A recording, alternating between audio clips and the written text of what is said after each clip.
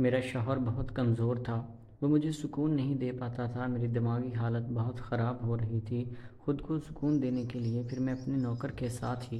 میرا نام فضا ہے، میری عمر اس وقت 36 سال ہے۔ میری شادی کو 12 سال ہو چکے ہیں۔ 24 سال کی عمر میں میری شادی کاشف کے ساتھ ہوئی تھی۔ کاشف کا اپنا کاروبار تھا۔ شروع میں تو وہ نوکری کیا کرتے تھے، لیکن وہ چھوڑنے کے بعد انہوں نے اپنا کاروبار شروع کر لیا تھا، جس میں ان کے پاس روپے پیسے تو کافی تھے، مجھے بھی کسی چیز کی کوئی کمی نہیں ہوتی تھی۔ میری ہر ضرورت کو وہ پورا کرتے تھے اور زندگی کی ہر آسائش لا کر میرے قدموں میں رکھی ہوتی تھی۔ میرے ہاں 2 بیٹے تھے، ایک کی عمر 8 سال اور دوسرے کی عمر 10 سال تھی۔ دونوں ہی بہت خوبصورت تھے۔ ہمارا گھر بھی بہت بڑا تھا، آپ یوں کہہ لیں کہ مجھے کسی چیز کی کوئی بھی کمی نہیں تھی۔ کمی تھی تو صرف میرے شوہر کے اندر، وہ یہ تھی کہ نہ جانے ان کے ساتھ کیا مسئلہ تھا کہ وہ جب بھی میرے پاس آتے تھے تو بہت جلدی ہی واپس چلے جاتے تھے۔ اس لیے مجھے اتنے میں سکون نہیں ملتا تھا۔ میں نے ان سے بہت بار بات کرنے کی بھی کوشش کی تھی، لیکن وہ میری بات کو سننے کو تیار بھی نہیں تھے۔ شروع میں تو 2 سال میں شرم کے مارے بات تک بھی نہیں کی تھی، لیکن وقت کے ساتھ ساتھ میں نے دیکھا کہ میری حالت بہت خراب ہوتی جا رہی ہے، تو میں نے ان کے ساتھ بات کی کہ دیکھیں، آپ کو اتنے میں سکون مل جاتا ہوگا، لیکن مجھے تسلی نہیں ہوتی، اس لیے آپ کہیں سے اپنا علاج کروائیں تاکہ آپ تھوڑا لمبا تو چل سکیں۔ لیکن وہ میری کوئی بھی بات سننے کو تیار نہیں تھے، بلکہ ہر وقت اپنے ہی کاموں میں مصروف رہا کرتے تھے اور میری طرف دھیان دینے کے لیے بھی ان کے پاس بالکل وقت نہیں ہوتا تھا۔ میں خود تڑپ تڑپ کر مر رہی تھی کہ وہ مجھے وقت دیں، لیکن انہیں میری اس حالت پر بھی ترس نہیں آتا تھا۔ ان کے لیے تو میں صرف ایک کھلونا تھا کہ جب چاہا استعمال کر لیا۔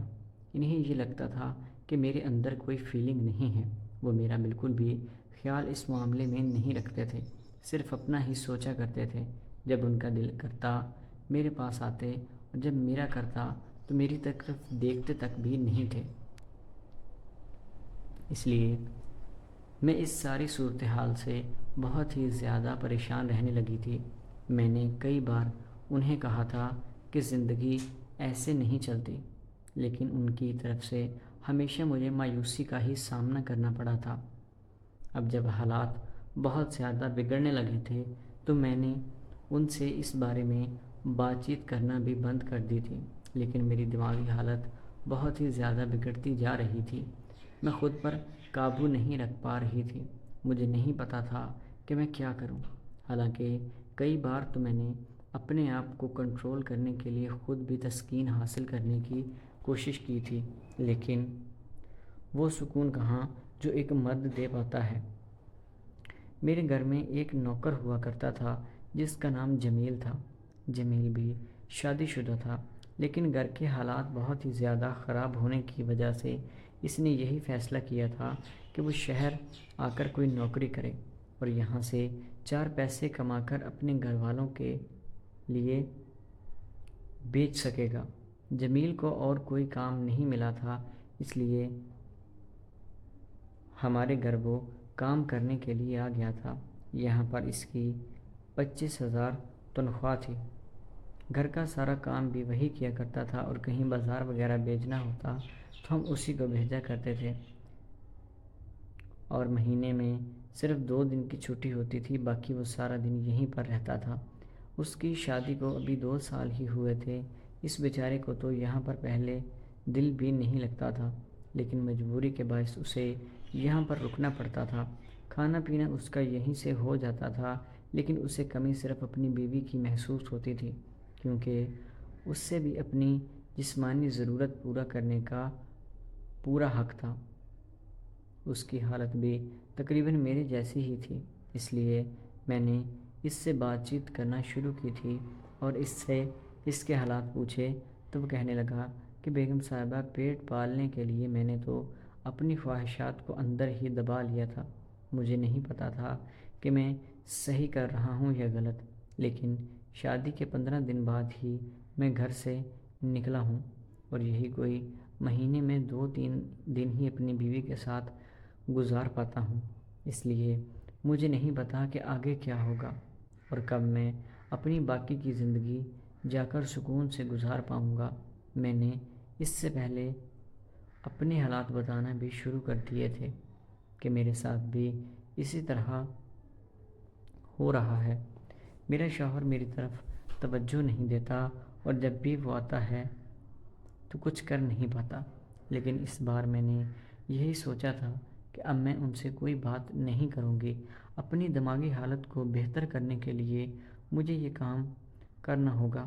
میں نے جمیل سے کہا تھا، کیوں نہ ہم کوئی مل کر ایسا رستہ نکالیں کہ میرا بھی کام ہوتا رہے اور تمہیں بھی سکون مل جائے۔ جمیل نے جب یہ میری بات سنی تو پہلے تو وہ انکار کر رہا تھا، لیکن پھر جب میں نے اس سے پیسوں کا لالچ دیا تو وہ میری بات سمجھ چکا تھا۔ اور پھر ایک بار میرے شوہر گھر سے باہر گئے ہوئے تھے تو جمیل گھر پر ہی تھا۔ جمیل تھوڑا پہلے ڈر رہا تھا، لیکن میں نے اسے دعوت دی اور اپنے کمرے میں لے گئی تھی، اور وہاں پر جا کر اس نے اپنا کام بہت احسن انداز میں سر انجام دیا۔ میں نے خوش ہو کر اسے 2000 روپے بھی دے دیے تھے اور کہا کہ یہ بات کسی کو پتہ نہ چلے، اور تمہیں پیسوں کی کبھی بھی ضرورت ہو تو تم میرے پاس آ جانا، کبھی بھی انکار سننے کو نہیں ملے گا۔ ہمارا سلسلہ تقریباً 3 سال تک یوں ہی چلتا رہا۔ جمیل میرا مشکل کا ساتھی تھا، اور پھر وہ یہ جگہ چھوڑ کر چلا گیا۔ اب نہ جانے وہ کہاں رہتا ہے۔ یہ بات آج تک میں نے نہ اپنے شوہر کو بتائی ہے اور نہ ہی کسی کو پتہ ہے۔ یہ بات میرے اور جمیل کے درمیان تھی۔ مجھے احساس تو کافی عرصہ پہلے ہو چکا تھا، لیکن شرم کے مارے میں یہ کہیں پر بھی بتا نہیں پا رہی تھی۔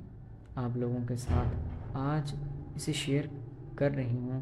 آپ اپنی رائے کا اظہار ضرور کریں، اور میں اپنے گناہوں سے معافی بھی مانگتی ہوں کہ اور اس میں غلطی صرف میری نہیں بلکہ ہمارے اس معاشرے کی ہے، جس نے مرد کو اپنے سر کی پگڑی کا اتنا خیال ہوتا ہے کہ ان چیزوں کی طرف دھیان ہی نہیں دیتا۔